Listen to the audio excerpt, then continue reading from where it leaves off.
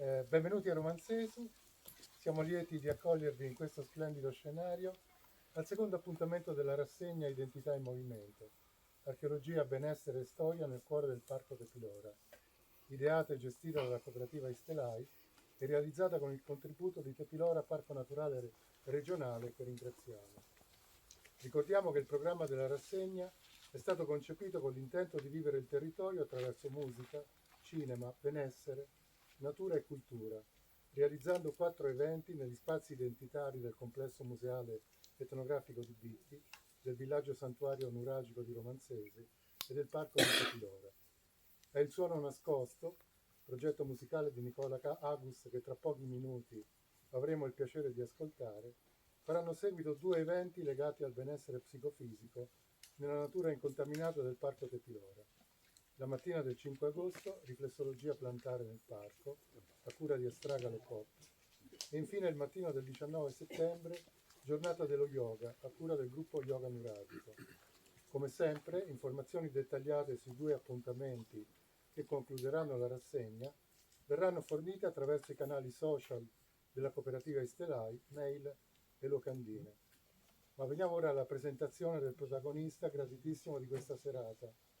Nicola Agus, laureato presso il Conservatorio di Cagliari, uno straordinario musicista, ricercatore, innovatore, polistrumentista e compositore, creatore di musica e in maniera sbalorditiva, ne avremo diversi esempi questa sera, di strumenti ricavati dai più svariati materiali.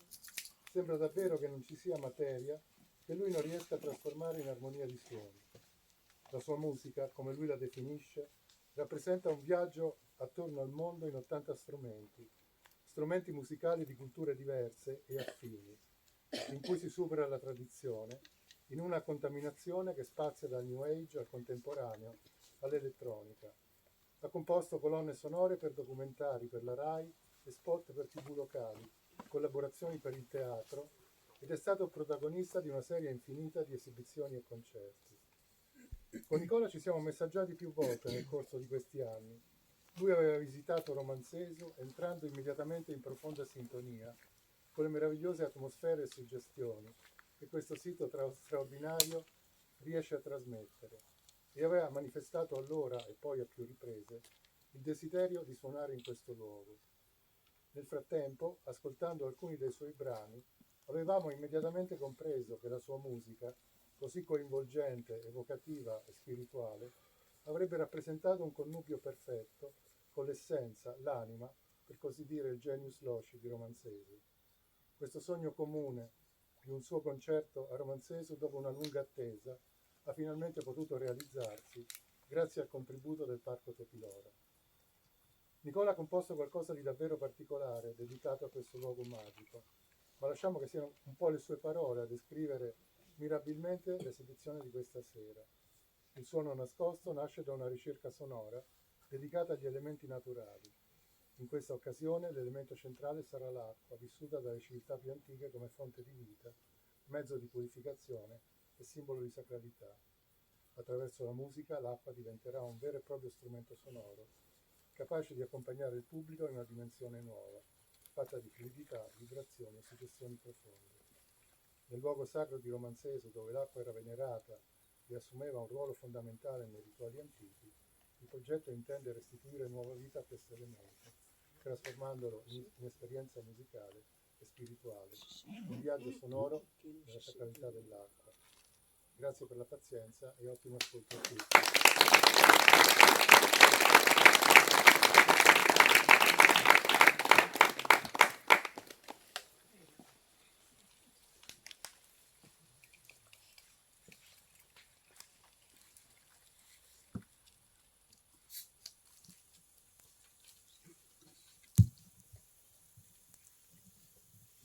Buonasera a tutti, grazie ancora, grazie agli amici del sito Romanzesu per avermi dato questa possibilità di poter suonare qui per voi e soprattutto anche in questo sito.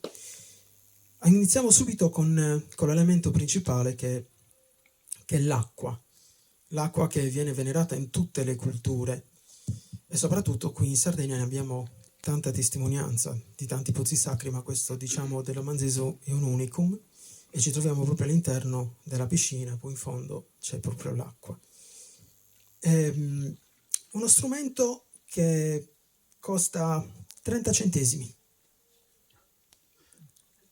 una bottiglietta, però all'interno c'è l'acqua. L'acqua, in base alle sue composizioni fisico-chimiche, produce un suono differente. È stata la mia tesi di laurea, mostrare come ogni tipologia di acqua produce sonorità completamente diverse. Quindi, in base proprio alle proprietà dei sali minerali, ai tipi proprio di come l'acqua viene immagazzinata con gli elementi della terra, produce proprio suoni completamente differenti. Lo stesso anche vale per il vino, vale per l'olio, vale per tantissimi liquidi. Infatti oggi, oltre all'acqua, suonerò il latte. Il latte perché questo strumento, insieme al formaggio, e quello dopo suono sia il pistocco che anche il grissino, ce li ho entrambi. Essendo originario di Villa Grande non poteva mancare il pistocco sonoro, quindi infatti il pistocco è anche il pane che viene chiamato carta da musica, quindi però diciamo questo è il latte particolare insieme al formaggio perché ho realizzato uno strumento che praticamente parla anche della materia che è la pecora. La pecora nera di Arbus, abbiamo le corna, il bastone da trasumanza e la corda ricavata dalla lana della pecora. Farò un brano che si chiama Transumation e al posto di fare sempre i soliti brani con campanacci, ho voluto invece fare un qualcosa di più particolare, pensando alla trasumanza che faceva mio nonno a Sassola, come diceva lui, che lui era in solitario e l'unica cosa che sentiva dentro di sé non erano neanche i campanacci, perché lui non li portava i campanacci, soprattutto nella trasumanza, e quindi ho voluto pensare al cibo che lui aveva a disposizione, quindi un po' di latte, un po' di formaggio e poi soprattutto la pecora, la lana, che in questo caso diventa proprio l'essenza e lo strumento, come se fosse un violino, un lamento, e dopo ve lo faccio sentire. Però iniziamo subito adesso con l'acqua.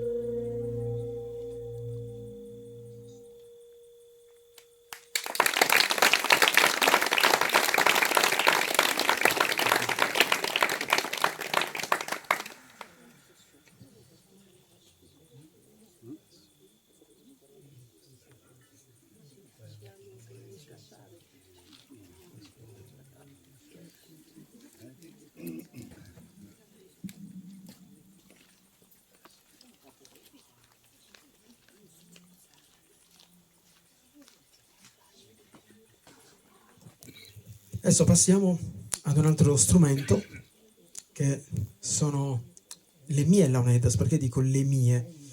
Perché da bambino ho imparato da solo a suonarle senza prendere in considerazione la tradizione. La tradizione sinceramente non mi è mai piaciuta, quindi io avevo in testa la chitarra elettrica di Jimi Hendrix, avevo le Zeppelin, avevo di Piper, avevo tutto ciò che, diciamo, la musica entrava più in casa con le chitarre elettriche. Però mi piaceva la sonorità dello strumento e quindi mi immaginavo un qualcosa di diverso. E da bambino già studiavo musica, provavo ad interpretare quello che era la musica classica, quindi Bach, Beethoven, Schubert, con le launettes. Però mi piaceva tanto anche il blues, il rock blues. Allora ho detto, va bene, cerchiamo di studiare. Avevo semplicemente da 6 anni. Un giorno mi sentii un agente di spettacolo, da una cosa nasce cosa, si incomincia a viaggiare per la Sardegna già da bambino,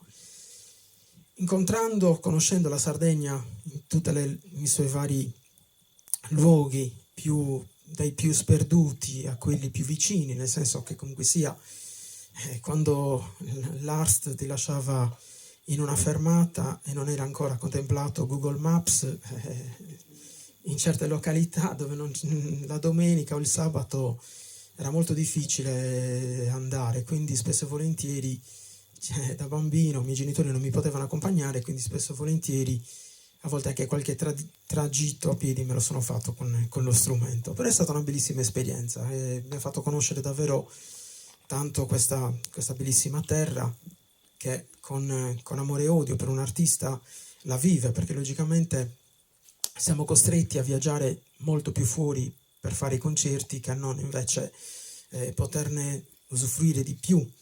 Però l'ho sempre ammirata da un punto di vista, mi ha dato la forza di poter studiare, emanciparmi e poter portare sempre un qualcosa di diverso. Quindi vi faccio sentire le mie launettes, il mio modo di vedere lo strumento con la mia musica, che è quella che cominciate già a sentire. Io sono compositore proprio di colonne sonore, che il mio mondo è New Age Colossal, quindi rientrano in un mondo un po' particolare, anche diciamo mistico. E adesso vi faccio sentire il mio strumento.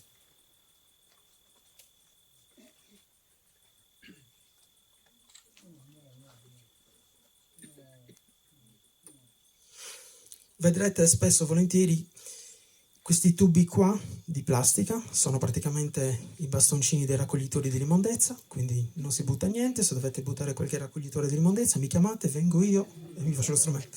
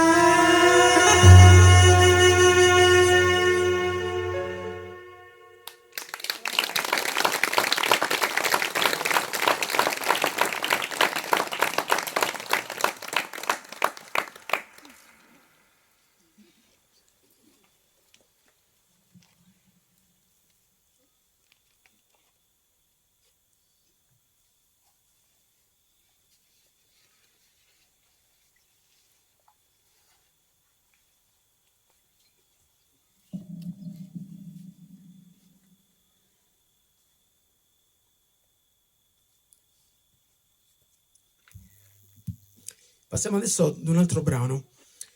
Un po' questo brano ci sono alcuni strumenti che fanno parte un po' anche della mia origine. Io sono per metà sardo, ma una mia bisnonna era nativa americana di Navajo. Sono partiti i miei avi e un mio bisnonno e dei suoi fratelli in America, 2 sono rimasti in Argentina, l'altro invece si è spostato verso il New Mexico, si è sposato con una nativa dei Navajo, però non volevano rimanere a vivere nelle riserve e sono rientrati in Sardegna.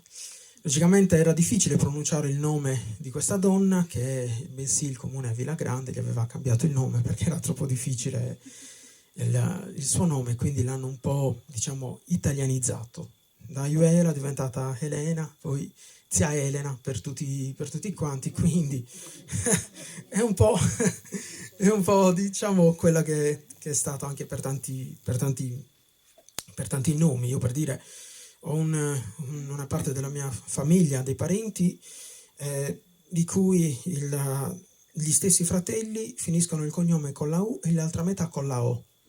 E mio zio diceva, imbriaco vi era custo quando vi l'ha proposto. Però, diciamo, sono finiti Pisanu e gli altri fratelli Pisano. Quindi è stato un po' difficile anche per l'eredità Però adesso vi faccio sentire il famoso flauto di Pan, accompagnato con un sassofono che ho realizzato in PVC, stampato in 3D, con un altro strumento orientale che si chiama Urusi.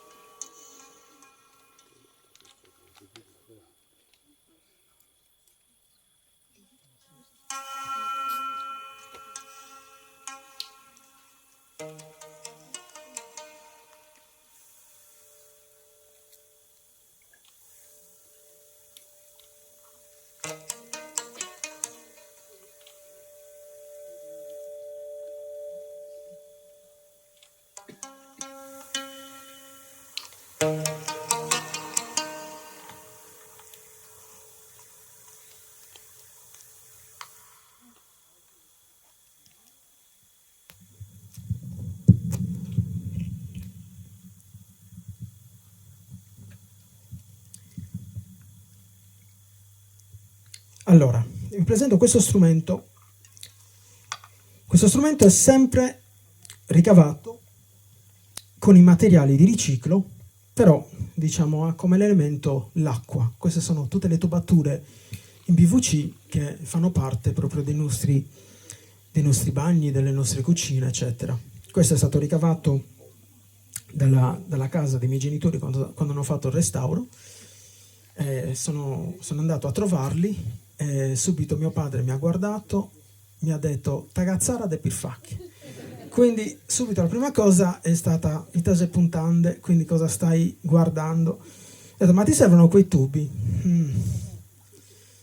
Prendili, poi vediamo "Tagazzara de Pirfacchi". Proprio me l'ha detto così, sia in capitanese che anche in ogliastrino, quindi bilingue per farmi capire un po'. Però diciamo, questo vi presento questo strumento qua. Questo strumento qua ha praticamente 1, 2, 3, 4, 5 strumenti in uno. Si chiama Hypnotic perché ha diverse culture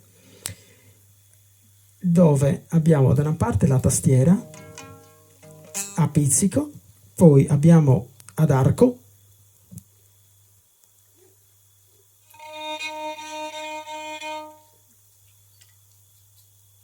poi abbiamo il didgeridoo australiano,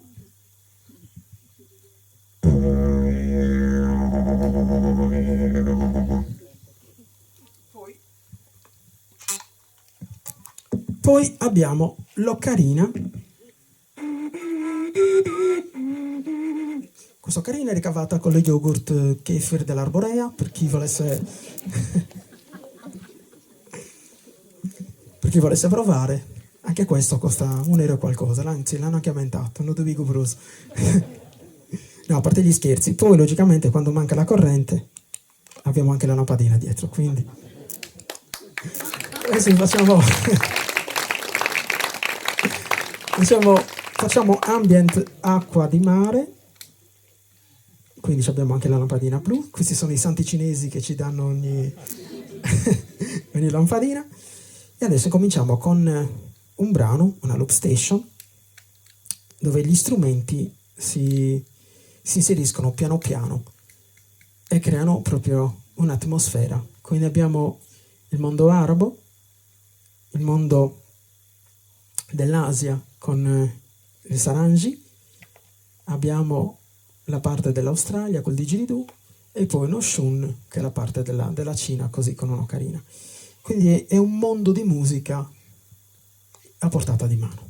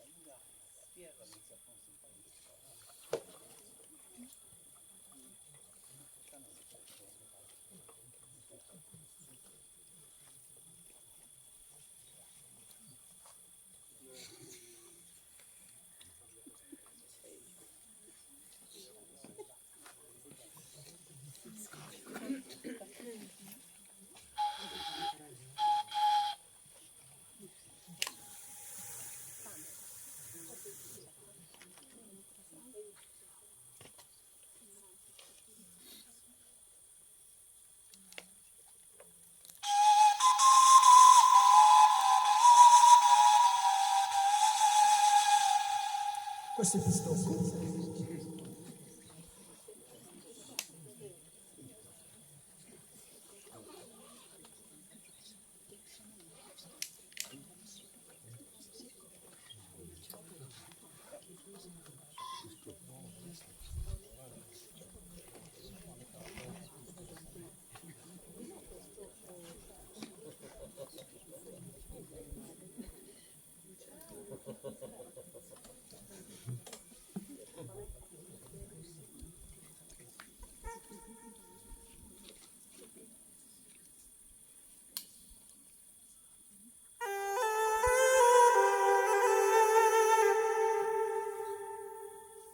Questo è il grissino.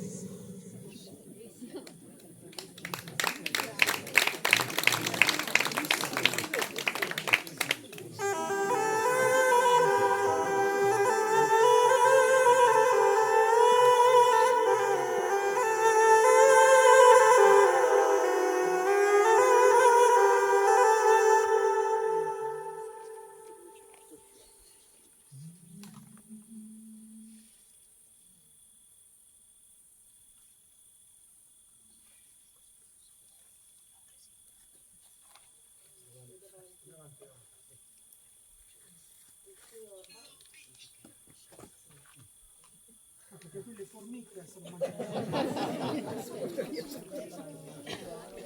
Non si sa mai.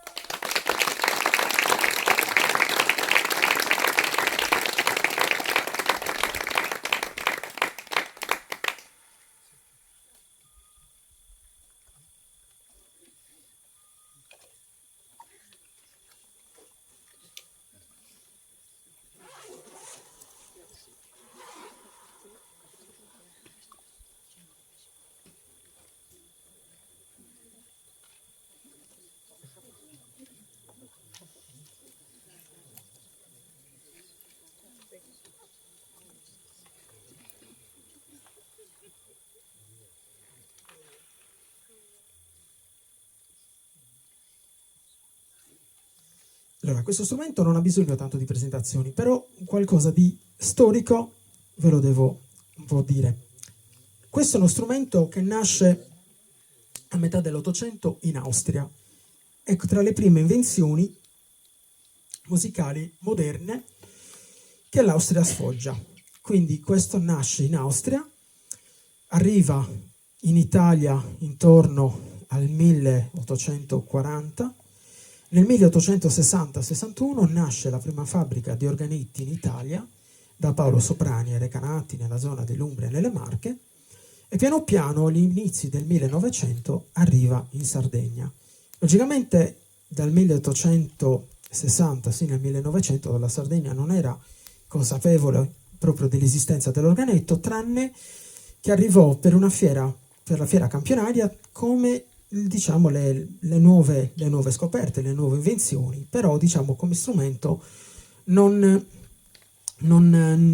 attecchisce subito. Praticamente arriva intorno al 1910-12 che allora iniziano ad arrivare gli strumenti, perché proprio dal 1860 era possibile averli perché c'era la fabbrica in Italia con Paolo Soprani.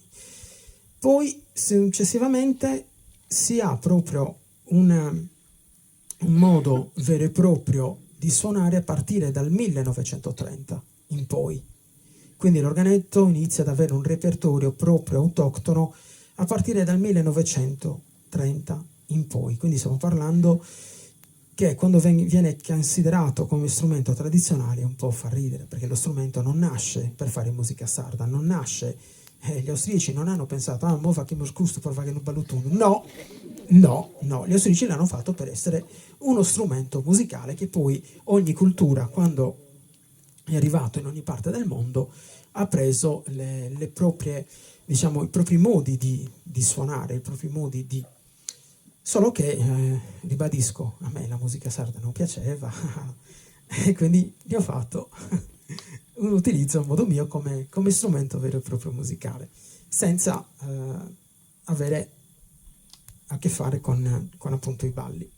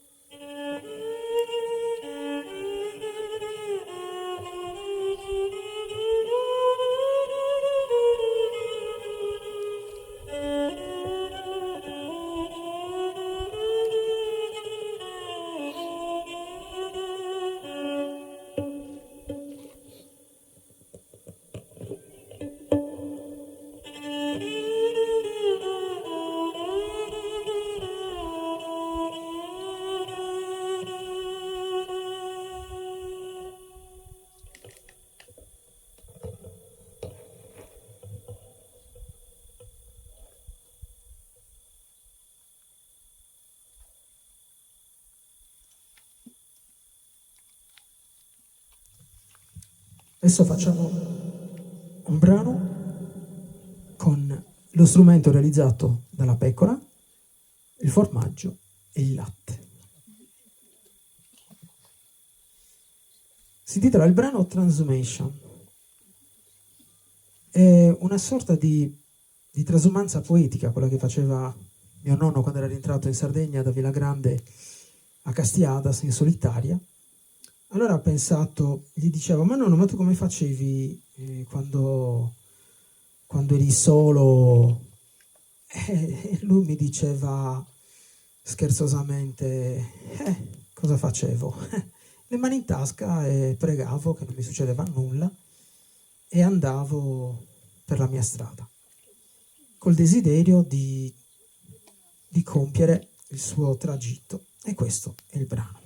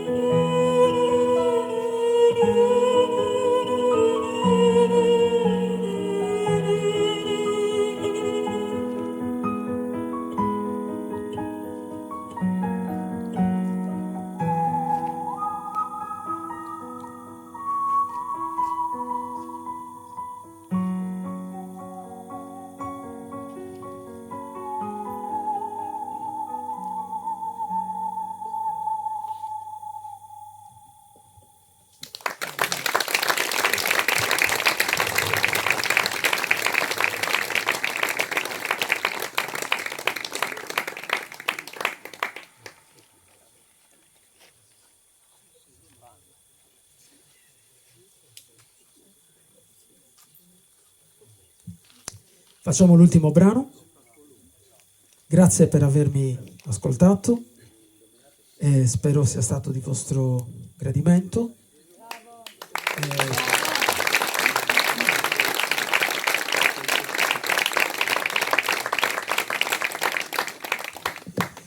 Il suono nascosto nasce con una mentalità dell'uomo primitivo che cerca la musica in tutte le cose.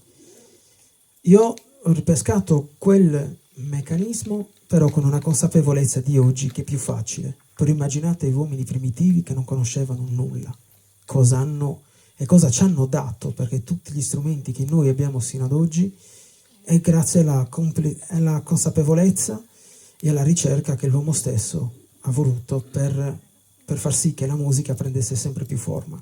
E la musica nasce soprattutto nei luoghi di culto, perché serviva per l'anima per essere elevata verso l'ignoto, verso una preghiera, verso quello che la musica è sempre stata di ricerca soprattutto sacra. E questo secondo me è uno dei luoghi più belli che noi possiamo avere in Sardegna, e sono felice di aver potuto suonare qui per voi in questo luogo sacro. Grazie.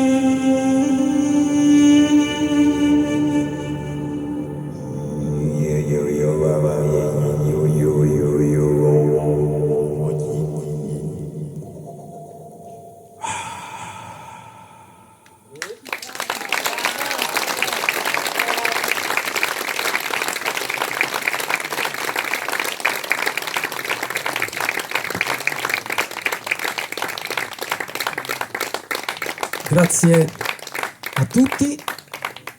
Magari se avete qualche domanda da farmi sugli strumenti potete farmela tranquillamente, così chiudiamo anche tutti insieme in bellezza. Ma poi il carrozzaro lo mangi? No, quello lo suono e basta. Gli altri li mangio, questo... No, perché poi c'è anche Carasau e Carasau. Questo è della famiglia, il mio parente dei De Murtos, quindi questo suona bene. Però gli ho detto, guarda, se me ne fai un altro che non suona non te lo mangio più. Per adesso suonano tutti, però questo qua in particolare, diciamo, è anche un po' trattato per non far sì che, diciamo, andasse un po' perduto, perché anche se rimane duro, però tra il trasporto, umidità e questo e quest'altro, diciamo, crea un po' di problemi. Però, diciamo, lo strumento, come prima di trattarlo, suona lo stesso. Infatti io ho detto, questo suona e lasciamocelo qua. Il bandeon che usa Astor Piazzolla e l'organetto, che differenza fa? Tutto, cambia tutto, sono dei strumenti completamente differenti. In Argentina lo strumento, per dire, arriva il bandoneon in Argentina sempre a cavallo tra il 1800, perché è uno strumento, il bandoneon, che nasce in Germania. C'è un aneddoto un po' simpatico che Parigi veniva considerata la patria del tango in Europa. E tutti i migliori tangheros non rimanevano solo in Argentina, ma andavano a Parigi.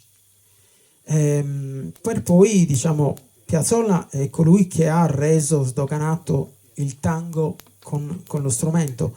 Ma teniamo presente che il tango in Argentina era un ballo proibito, non si poteva ballarlo in pubblico. Come alcuni strumenti musicali in Grecia, che si chiama il bouzouki, non era consentito suonarlo in giro sino agli anni 70, perché era uno strumento che veniva usato nei bordelli per accompagnare, diciamo,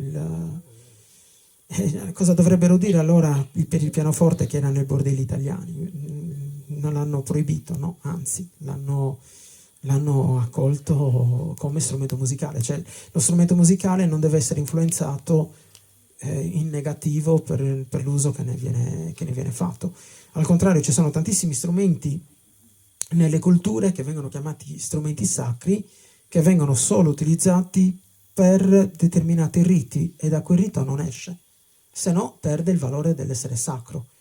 L'organo entra in chiesa a partire semplicemente per una combinazione particolare. Praticamente era stato regalato uno strumento in Francia e questo strumento non sapevano dove metterlo, dove collocarlo. L'avevano deciso di collocarlo in una chiesa. Dal momento in cui è entrato l'organo in questa chiesa non è più uscito.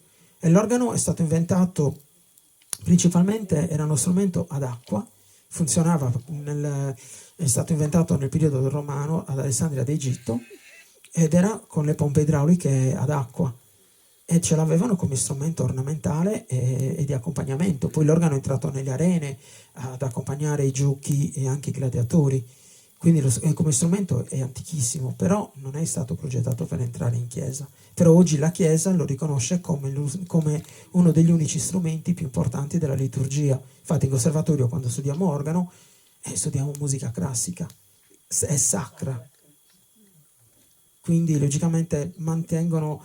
La maggior parte poi anche degli organari sono anche credenti, infatti c'è una mia docente molto, molto credente, molto, molto praticante, quindi è anche piacevole conversare con persone che comunque sia mantengono anche un po' con una sacralità che sa sia. Come altri strumenti nel mondo dell'induismo, nel mondo anche arabo-islamico, ci sono tanti strumenti che appartengono a determinate liturgie.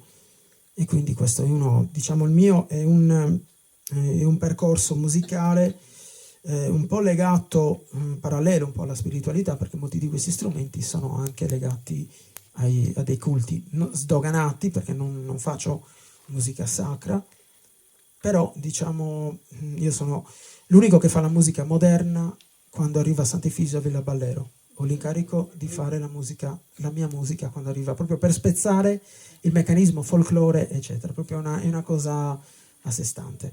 E quindi questo, diciamo, è il mio percorso, ecco. Sì, certo, sì. Tra l'altro ne ho anche una versione realizzata con la pelle del tonno. Sì. Sì, però ci sono diversi tipi di nei. Ci sono i nei in tenori, eccetera. Questo qua ha la stessa funzione.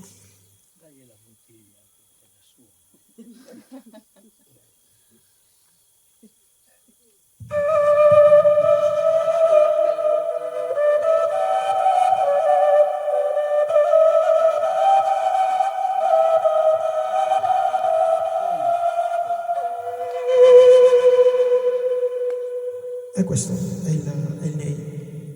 Però c'è da dire una cosa, il nei non nasce in Persia, il nei è lo strumento che nasce in Egitto e ce l'abbiamo, li hanno ritrovati come flauti dritti nelle piramidi egiziane. Poi dal nei si è spostato tra la Persia, Turchia, poi è risalito sino alla Mongolia. Lo troviamo anche in Mongolia lo strumento nei, per poi con l'impero ottomano è risalito in Europa passando dalla Bulgaria, Romania e lo troviamo anche in Ungheria. Il nei che troviamo in Romania di origine persiana ottomana si chiama kaval. Hanno cambiato il nome, però il principio è lo stesso, è un tubo forato senza bisogno di boccole eccetera, e l'inclinazione che si dà all'interno dello strumento parte il suono.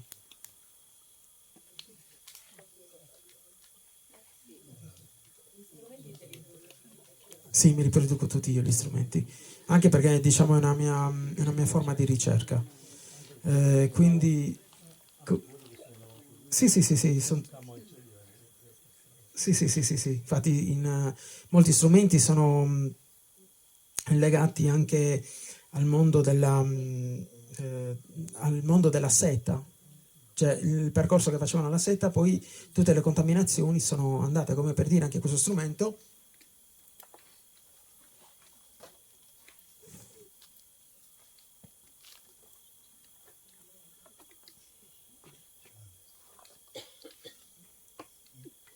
che si chiama duduk, non so se lo conosce. Il duduk è uno strumento che viene dall'Armenia, però in realtà nasce parallelo nel mondo persiano, nel mondo turco, ce li abbiamo, infatti.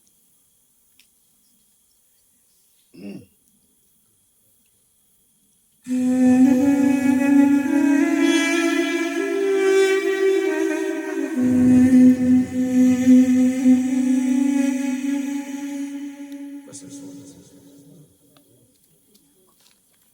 Solo che in Turchia lo costruiscono con il legno in albicocca, questo invece è il manico della paletta dell'immondezza.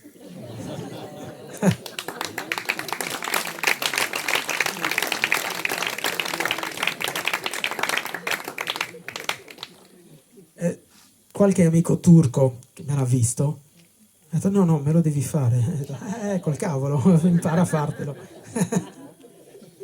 Però ho riparato tantissimi strumenti ad amici che suonano, che sono appunto, che vengono dai paesi. C'è un amico carissimo che si chiama Mubin, viene da Istanbul e ha diversi strumenti musicali particolari e li aggiusto. Infatti lui mi dice: ma quante vite tu hai fatto per questi strumenti, da dove li hai conosciuti? Non ti preoccupare, purtroppo da ragazzino, sai, ero sempre bocciato, la motivazione è che ero sempre in giro a suonare, quindi però diciamo che questo fa parte del mio bagaglio culturale, per questo che ho sempre ambito a fare un certo percorso sia di ricerca musicale, ma anche contestualizzando molti strumenti musicali e riproducendoli secondo una nuova visione anche, però mantenendo la sonorità e la templicità dello strumento, che senza quello logicamente si perde tutto.